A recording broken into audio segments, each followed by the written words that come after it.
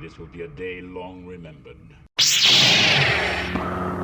Now I am the master. Welcome to another episode of Legends and Theories. And welcome to my review of the TIE Advanced prototype.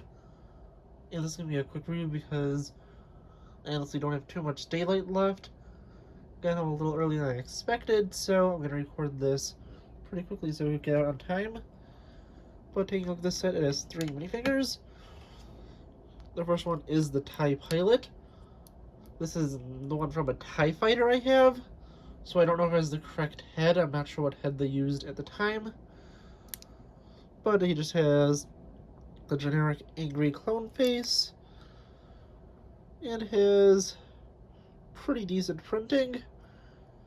I do wish that they kept the head that had the black around it, so this little gap could be filled in, because that always annoys me, these troopers.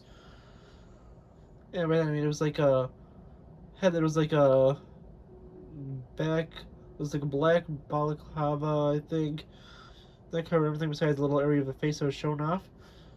I think that would have been a lot better. But yeah, it's so cool. Then there's an Imperial officer. This is one of the more unique ones.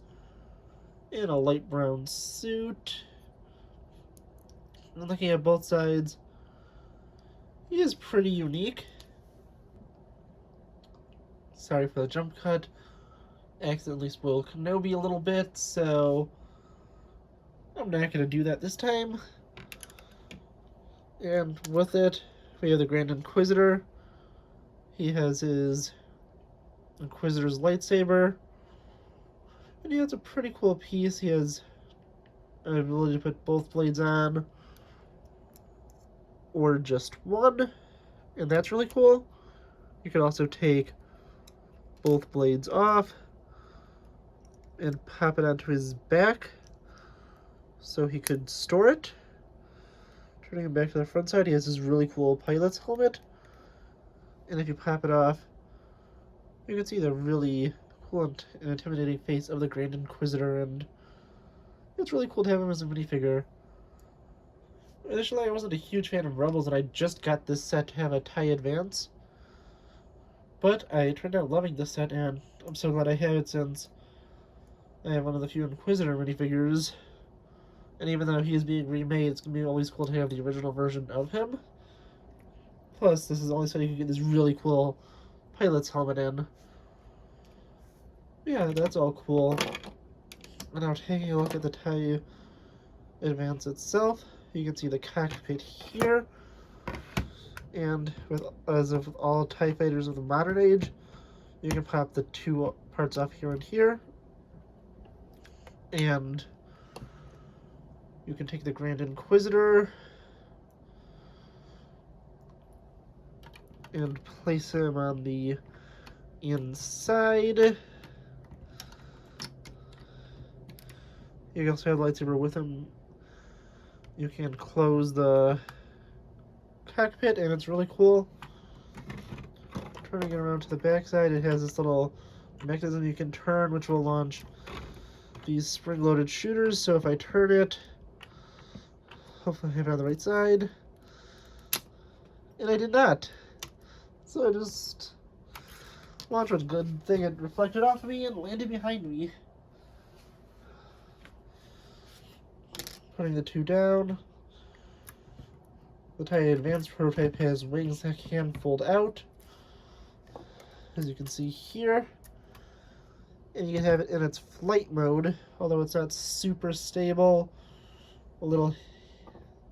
It's stable enough to hold up little hits like this, although if it's moved in the wrong way, the wing will collapse, and it's not 100% stable. If you want to, I tried doing it, but although I switched it back because the user from another set, you can go and get pieces to replace the... Oh boy, that's not good either. I'm just going to keep these flat for now at least. You can get hinges to replace the area here. Instead of having the clips, you can have a little more solid ones, which are... I don't know what they're called. They're used over here on the snow speeder. And I don't know what these pieces are called, but you could use ones like that in gray or black to replace the opening right here. And I don't know what the pieces are called, so hopefully that was good enough to help you out. But yeah, it's a really cool set. I think it sells a lot specifically for the Grand Inquisitor minifigure. Hopefully that will go down since he is being released in a set.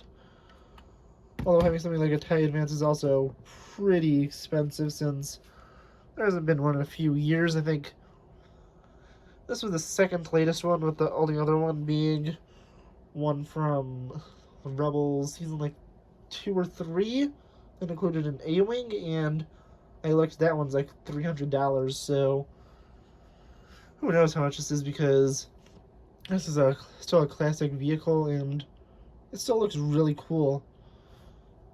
And yeah, it has some cool figures, an exclusive officer, the formerly exclusive only to this set Grand Inquisitor, although you can't get this version in any other set. And yeah, I think it's a really nice set. Definitely recommend getting it. And if you find it for a good price, it's a nice one to have. It gives you a TIE Advance if you want it, although it's not exactly the one Vader would fly, with that one being a little longer at the back. It's still a really nice set, and I definitely would recommend it. I want to know what you think. Let me know in the comments, and I'll see you on the next episode of Legends and Theories. Thank you for watching this episode of Legends and Theories. Please subscribe, like the video, share the video, leave a comment, check out the video on screen, and may the Force be with you.